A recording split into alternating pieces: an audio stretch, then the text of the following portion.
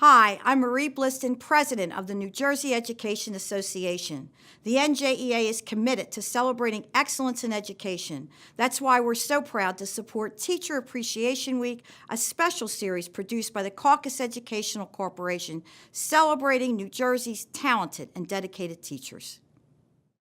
Excellence in education next on Caucus, New Jersey.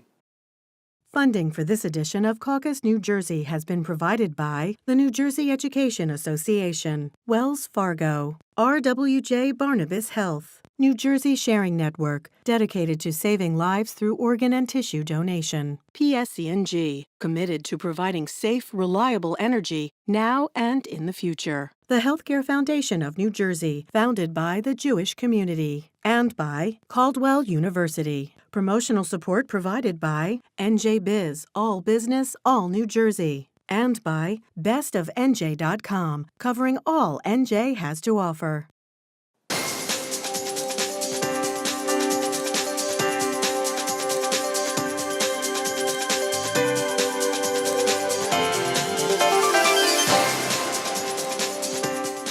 Welcome to Caucus. I'm Steve Adubato.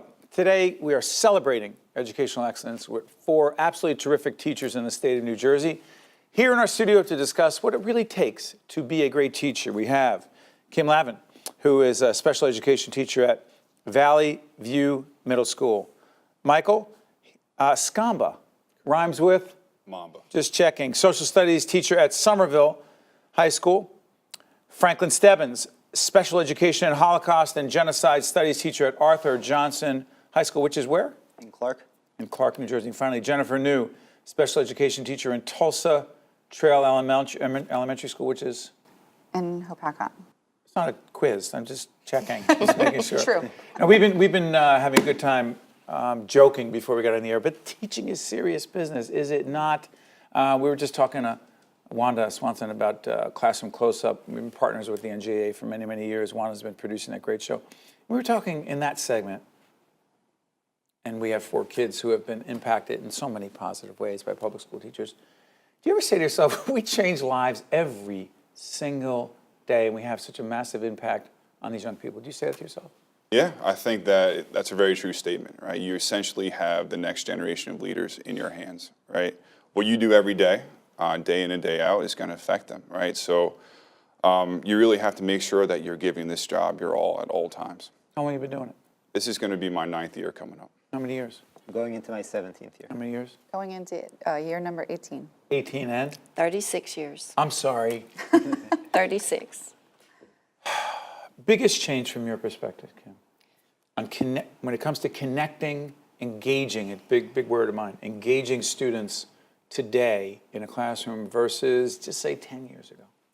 I honestly would say it's technology is the biggest change that I've seen. And part of me as a teacher says that's great. The other part of me says I don't know about it because there are issues with it as to whether is this technology truly accurate all the time? You know, are they being exposed to... Break it down a little bit. Concrete example of when you get concerned about quote-unquote technology. For example, I'm concerned that when you're looking for research, let's say, you know, they can't always go to sites that give the accuracy of the information that's required for them for a report, essay, etc. Not only that, but they're very good at hacking into things and... Hacking? Hacking, like going into other sites that maybe they shouldn't have, even though we have walls and we have firewalls and so on. Still, they're very good at it. I teach middle school, so they know what they're doing. How old are They're these kids? 12 and 13 and 14. And they understand? They understand a lot more than I do. So our son is, we have a 15-year-old and a 13 turning 14 as we do the show. He'll be 14 when it airs. I should not be naive to think, oh, the walls. They can't get through the walls. That is correct. You should not be naive with that at all because they can, some, not all of them, but some. So it bothers me as an educator that, you know, technology is great as far as academics are concerned, especially if it's being monitored. But also, they get 24/7 access to the violence and to the bullying and everything that goes on negatively with them. But I also wonder about this with technology, and jump in, any of you. So when I said engaging students, keep getting their interest, keeping their interest, getting them involved, participating, I often wonder, and I don't want to be into a philosophical conversation that's too esoteric, but I do wonder, particularly with our own kids, but you're teaching, even more challenging, right? How do you even is it harder to get their attention because their attention they're so distracted so often by the technology? I think that we see that more in special education now.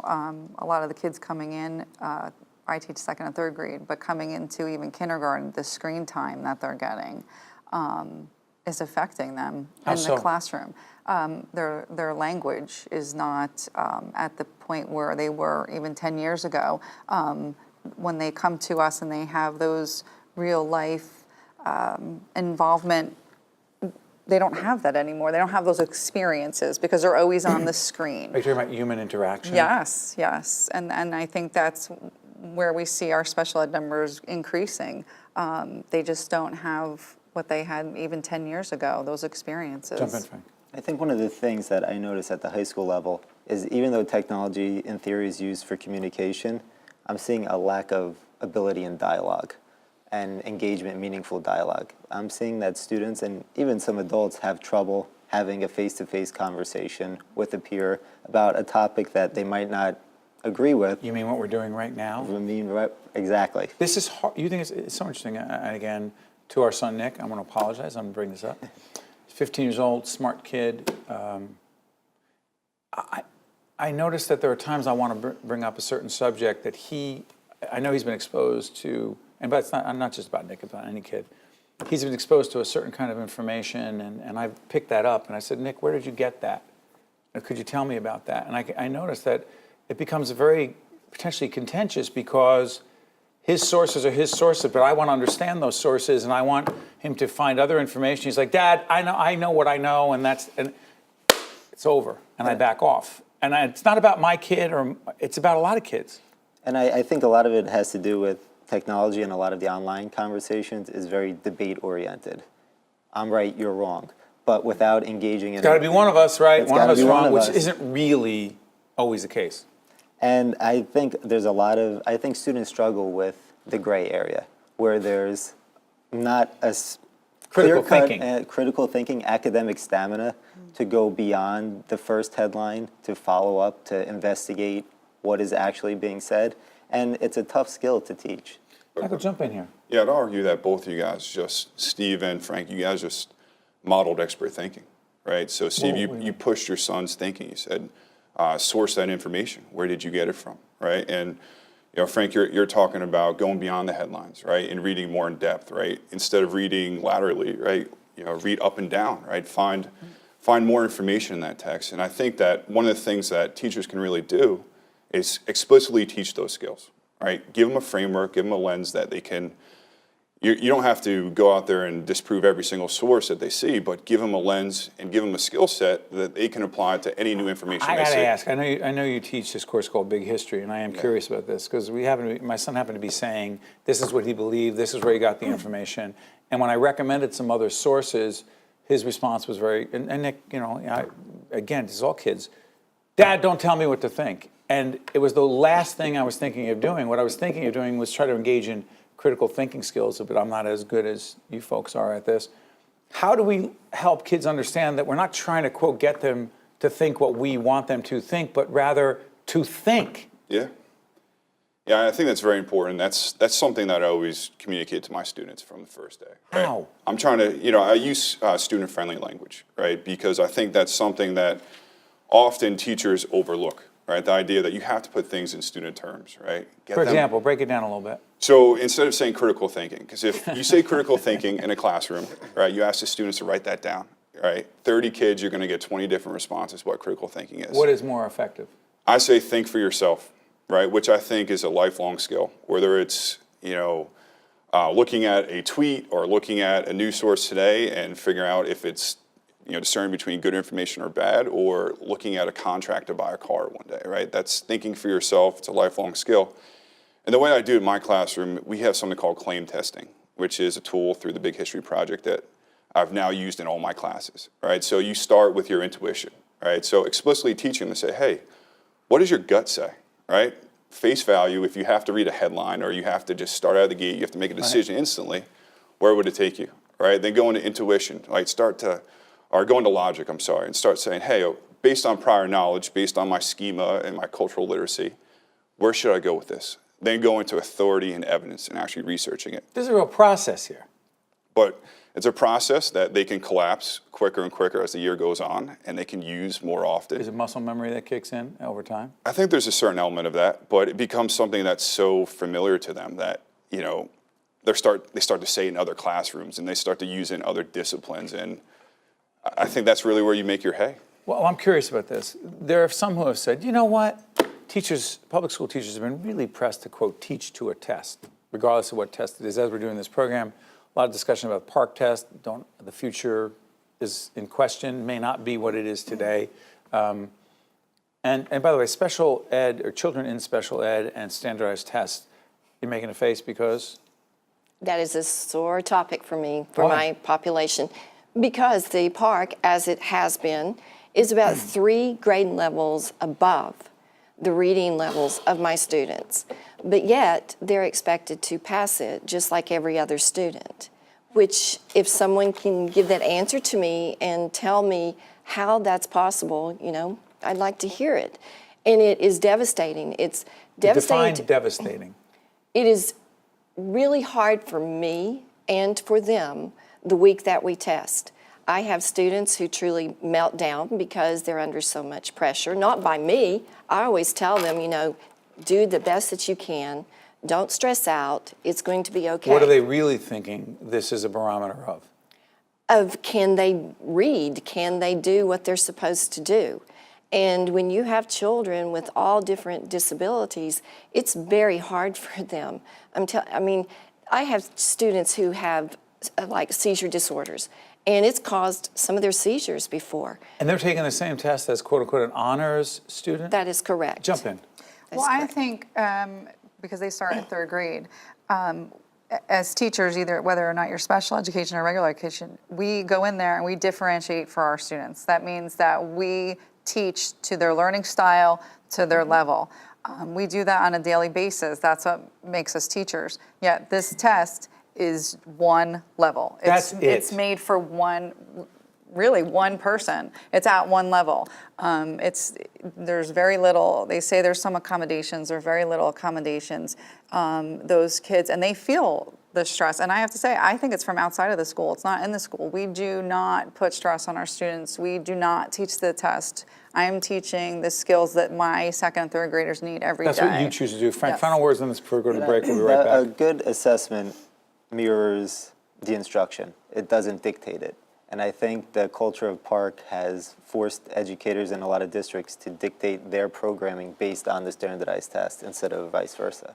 We get back from this break. I want to talk about why there are so many more students who have been classified in the special education category, what that means, what the implications are, and also deal with the question of how those students are treated. Be right back right after this.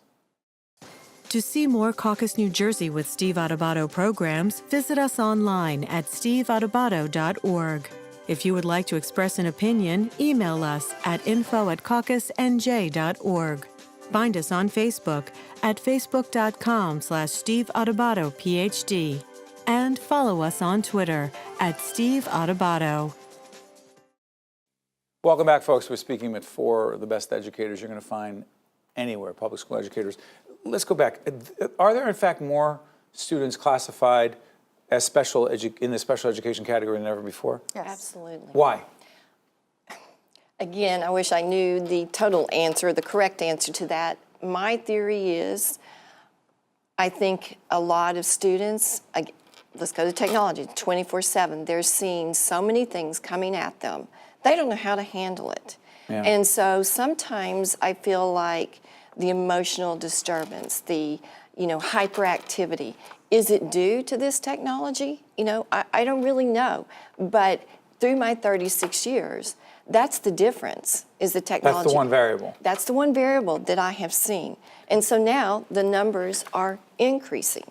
Okay. Do you think our special education, again, you see these students as well. Yeah.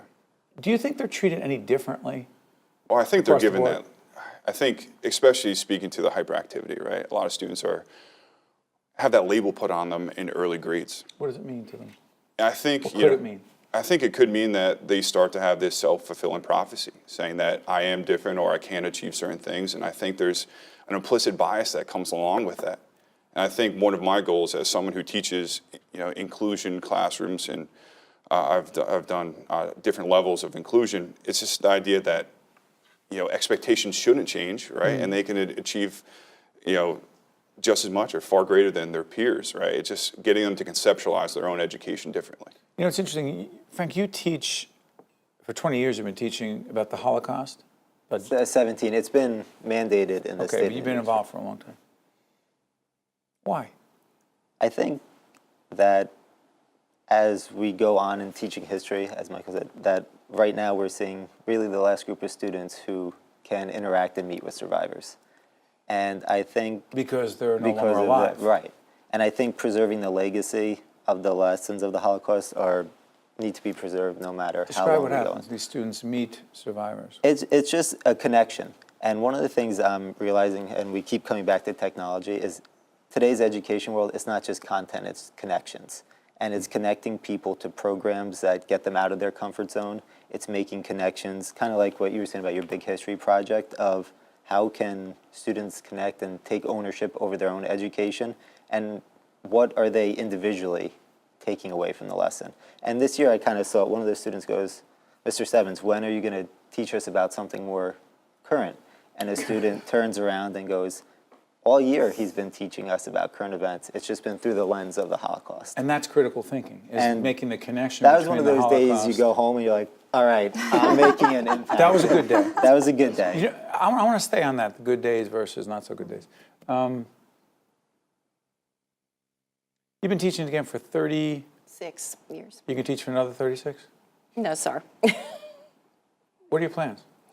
I plan on retiring next year. There's a reason I'm asking. Okay.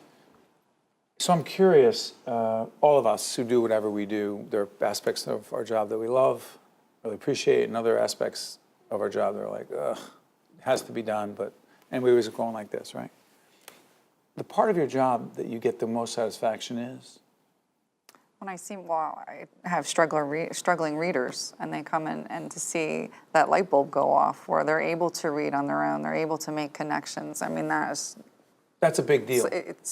Yeah. And when what's happened to you with that student, that's a big deal. And when a student comes in and says, I was talking about something we talked about in class with my parents, and I have a daughter who was in kindergarten last year in first grade, and I know how excited I am when she comes home big deal. with something, and it's like, and we're very grateful for the public school that she's in, and it's made a great impact on her. So her aha moments, I know what they feel like as a parent, so when I see them as a teacher, it's equally impactful. Greatest satisfaction, Michael. It's along the same lines, right? The idea when you can see a student's perspective, like season, right? And they start to say, hey, I have context for this. I heard about this in the news. I talked about this with my friends, or like you said, their parents.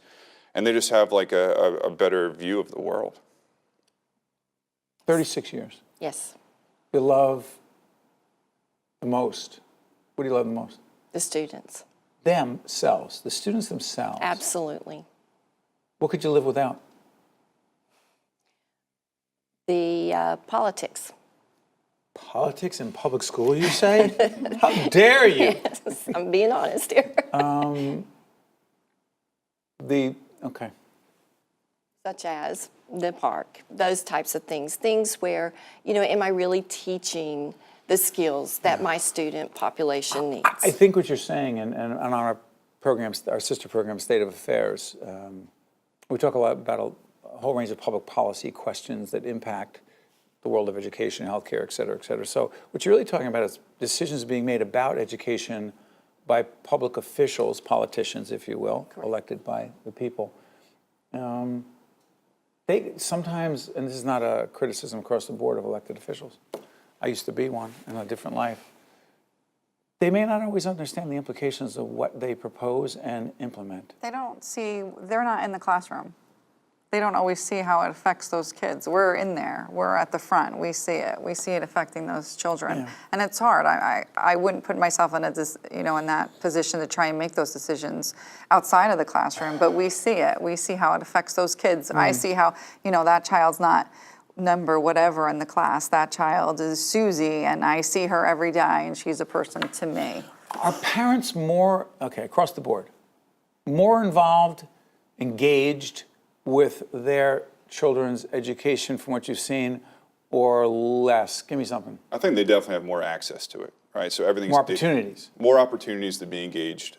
I think that teachers can definitely use that to their advantage, right? They can engage the parents along with the students, right? Start the conversation at home, share out things on social media, send home emails. So I think there's definitely a bright side to it, and that might just be my natural disposition as a teacher. And Well, I'll tell you what, the teachers who have, we've interacted with teachers, crazy hours, emails back and forth, and that's being accessible, to use your word, matters, doesn't it? It does, and as a parent now, I see You're on the other flip end. side of it too, and I appreciate the access to it, but I think it's a partnership, and we need parents involved, and we need parents participating in their children's education, and not just in the elementary schools. Middle school and high school is equally valuable, and you definitely see a change when students are going home and interacting with their parents and talking, and there is a conversation between, and again, dialogue, not debate, between the parents and the schools as well. With the kids involved? It is their education, so I think at the high school level, it is important to have student participation as well. Yes, jump in. At the middle school level also, I'm seeing a lot more parent involvement. And again, it's due to being accessible 24/7. They can get on, like we use Power School, and they can see What's that? It's the electronic grading system. Okay. So they can see the grades, they can see the comments that we put in. We do answer the emails at different times of the day But and night. the face-to-face conversations, teacher conferences and others, even when they weren't scheduled, teachers have been great across the board about sitting with my wife and I. That matters, to sit face-to-face and ask a whole range of questions that may not be as easy to ask over email because the nuance is sometimes lost. I think, too, it's very important for that student to know that we're a team and we all care about that child, and there's not a disconnect between the school or the teacher and the parents, that we're all working together and we're a team to advocate for that student. They need to know that. Yeah. Speaking about advocating, a couple minutes left. Have any of you actually advocated to others around you, family members, friends, hey, this, being a public school educator, is an absolutely terrific profession? Anyone ever do that here? You've done it. You have no regrets in doing that? No. Because with all the challenges and all the politics and everything else, you say, go for it. And I think all of us here at the table, we're educators, and that's not just when we're in the classroom. And I think it takes educating the public and our colleagues and our peers about the value of what we do. It hasn't always been an easy go for public education, but if we're not speaking about the positive aspects of it, and if we're not on shows like this that highlight educators throughout the state, it kind of gets lost in the shuffle. Do you feel targeted any longer? We've had educators over their period of time as public school educators that we feel targeted by certain high-level elected officials. Do you feel targeted in the same way any longer? I think there's definitely a national narrative that we're competing with, right? The idea that teachers are, they're using a similar lens from 30 years ago, right? So Biggest misconceptions about educators would be? that we have summers off and it's 9 to 3, right? And I think that they don't understand what we're talking about now, right? The complexities and the nuances of the teaching profession, and really the teacher agency and the teacher leadership that's being developed, right? So we talked before, Frank, about basically your intro to education class in your high school, and I think even starting that dialogue with students, right, about how much this profession is honorable and how much we get out of it, I think is very important. And, we get to essentially push the conversation where we think it should go. When did you know you wanted to be a teacher? I knew when I was in high school. You knew. I did. I had a friend who had cerebral palsy, and he was my very best friend. We went to the prom together and everything, and he just really taught me about people that have disabilities, and I knew that's what I wanted to do, was to help. When did you know? I actually had a negative experience in third grade where a teacher told me I was stupid. And I said, I thought One of to the few myself, bad teachers. yes, and I had phenomenal teachers, but I thought to myself, I want to do this and make every child feel like, they're special. Third grade? Yeah. 30 seconds left. When did you know? High school. High school. Any hook for you? Was it a teacher? I've had great teachers throughout my career, and I've had the privilege of working with them as colleagues, and just my fourth grade teacher. When did you know? When I got to college, I started reflecting on all the teachers that, don't tell my students this, but I wasn't the best high school student. You were not. I was not. But then I started reflecting on all the teachers that had my back and were in my corner, and I wanted to pay it forward. I wanted to do the same thing for other kids. All of you are paying it forward every day. And on behalf of all of us who have had our children impacted in a very positive way in one way or another, in one part of their life or another in public schools with public school educators, I say it every time, and I'll say it again. I know I speak for a lot of folks out there. Thank you for everything you do every day, and good luck in the next chapter. Thank you. Catch you next time. The preceding program has been a production of the Caucus Educational Corporation, celebrating over 25 years of broadcast excellence. Funding for this edition of Caucus New Jersey has been provided by the New Jersey Education Association, Wells Fargo, RWJ Barnabas Health, New Jersey Sharing Network, PSC&G, the Healthcare Foundation of New Jersey, and by Caldwell University. Transportation provided by Airbrook Limousine, serving the metropolitan New York, New Jersey area. Caucus New Jersey has been produced in partnership with TriStar Studios. I could feel my lungs fill with oxygen, and I got my life back. The Sharing Network means to me hope, life, and everything. The Sharing Network was a lifeline to me when I really needed it. We are an organ procurement organization. The core purpose of the New Jersey Sharing Network is to save and enhance lives. To honor those who gave. Pay tribute to those who received. Offer hope to those who continue to wait. And remember the lives lost while waiting. For the gift of life.